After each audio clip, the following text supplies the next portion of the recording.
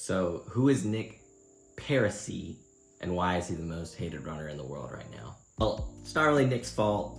Or the New York City Marathon Lottery just got announced the other day, and this was the image to let everybody know that they did not get accepted into the lottery. And if you look at, Nick, he finished the marathon last year, so it was like maybe he knew he was going to be the photo, maybe he didn't. So probably not his fault at all. He ran it last year, he's 31. I guess now he could be 32. He ran a 4:34. But if you look at all his photos, every single one of his photos, he's like smiling. He's giving a thumbs up. He's a happy dude. So it was just a poor taste or a poor decision to choose that photo.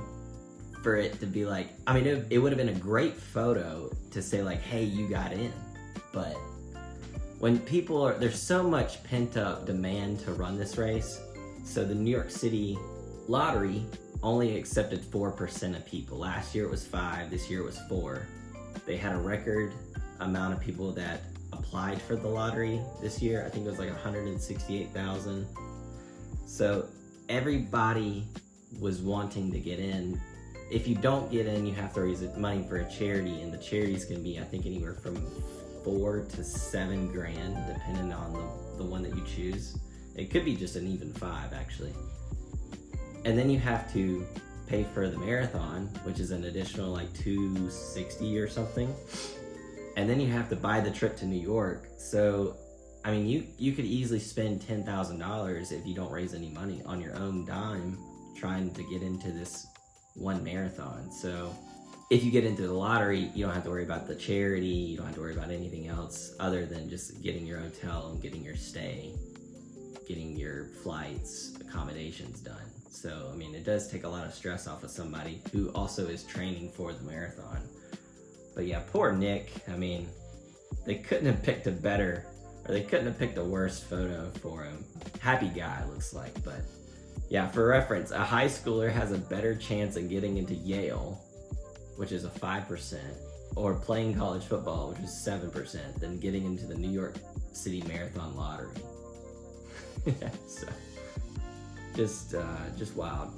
I recently posted a YouTube short, kind of how I thought the photo was gaslighting a little bit, just because it was like finger guns and like, gotcha, you didn't get in, but you can raise money to a charity.